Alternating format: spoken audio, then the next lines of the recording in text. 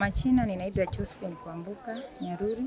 Nyaruri ni mume wangu ambaye alikuwa ni mhandisi wa habari ambaye aliuawa mwaka wa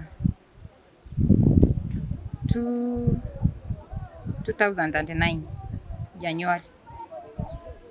Down the road miaka 15 imeisha. Na mimi kama mchane nalalamika sijapata haki hata kidogo. Kesi yake ilikuwa popote, ilitandaa mitandaoni, pia ilikuwa international na story yake inajulikana na kila mtu. Kesi tulianza kesi kotini huko High Court Kisumu. Kesi ikaendelea, masaidi walikuwa.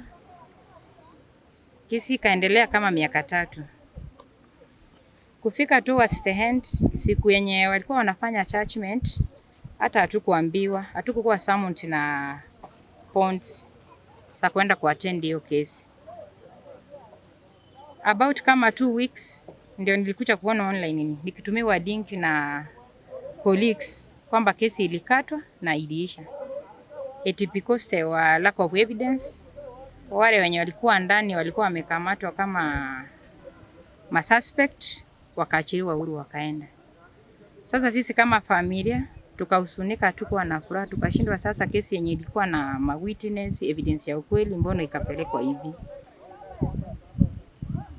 Tukasema sasa wacha tutafute tena usaidizi kwa mashirika wengine ambao wanatetea wanyonge. Nadhani ilikuwa ni mambo ya kazi ndio ilifanya akauawa. Mzee wangu alikuwa anakava stories zake, sasa zilikuwa zinakava mambo ya corruption. Hiyo time hatukuwa na mambo ya account, sasa imeingia imekuja chusi. Hiyo time tulikuwa na mad district. Sasa stories zake alikuwa anakava Nyanza region ambayo ilikuwa imeshika 3 Transmara.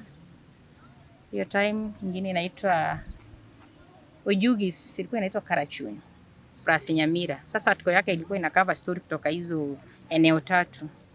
Sasa tukirudi hapa kwa hii Nyamira yetu, kulikuweko na division yetu ya polisi. Hiyo time ndio ilikuwa inachengwa. Ikachengwa ikaisha, kawekwa mapati. Pacha ikuwekwa mapati yenye ilikuwa inastahili kuwekwa. Mzee wangu akachora story kwa sababu ilikuwa ni kazi yake, akiharamika kwamba kwa nini ofisi ya serikali iweke mapati hii na pesa iko na inastahili iwekwe mapati yenye inatakikana. Mwenye anakuwa in charge ya division ni OSPD. Hakufurahishwa, hakusikia vizuri, akaona vibaya ni kama amemuingilia. Na mimi najua kama hata mwandishi ameandika story uchafurahishwa nayo, sheria iko labda umpeleka kotini, ukweli inapatikana. Na kuna story pia alikuwa amekava ya hiyo time tulikuwa na council hii yenye tunaita saa hii assembly. Hiyo time tulikuwa tunaita county council. Hao pia kuna pesa ilikuwa imekuliwa na crack. Sasa hizo story alikuwa amesichola. Sasa ni kama hao watu hawakufurahi, wakaenda wakaandamana, wakapanga mambo yao ni darkness pero walipanga, wakaamua kumtoa. Ikiwa ni asubuhi moja kama kawaida akatoka kwa nyumba asubuhi na mapema kuelekea kazini. Alikuwa mara kwanza alikuwa wanaenda Kisii, wanapiki the gazeti kutoka kwa ofisi, from then ndio unaanza kutuma story yako kama uko nayo. Walikuwa wanatumia kwa poster. Akaamka kama kawaida asubuhi, ilikuwa ni saa 1 akatoka kwa nyumba, tulikuwa tunakaa Nyamira penye tumenunua. Akaishia Kisii town. Mimi kufika around saa 4 nikamcall, simu yake nikapata iko mteja. From then nikakeep calling, sikuenda kumpata, it was on a Friday. Nikafikia labda ilisha moto atakaa. On Saturday bado iko mteja. Ilibidi nitafuta colleagues wengine wa journalist niwaulize kama walienda function mahali. But wakaniambia hatukuenda mahali, hata sisi tunamtafuta, simu iko mteja tujui kwa nini. Sasa from there wakasense ni kama there is something wrong because yeye achaisima simu yake hivyo sio kawaida. Wakaanza kumtafuta sasa. Wakakuja kwa nyumba akasema no, there must be something, wacha tuendelee kumtafuta tukwambia. By that time nilikuwa na mtoto mdogo. Wakakimbia Kisii all over kuulizia hawakumpata. Sunday ikafuata, Monday ikaendelea kukua hivyo. Sasa inakuwa ni meeting, wanakuja wanaanza kumtafuta. Akaweka mtandaoni yote, ma TV nini, radio nini. Hatukusikia kitu. Days rolls into weeks. The 3rd week ndio tukakuja kupata habari kwamba kuna mwili imepatikana Kodera Forest. Maybe mchulize wenyewe wakucha waone kama ni yule chama wa pari alikuwa anatafutwa, labda kama ni yeye, but mwili imeosha, tujui vile watatambua. Wahandisi wa pale wakawa ndio wa kwanza kukimbia huku kuangalia mwili, hawakuweza kutambua. Ikawa ngumu kwa sababu alikuwa ina decomposition stage. From there wakarudi back to the family, wakasema sasa wewe ndio bibi yake, you are the only one to save us.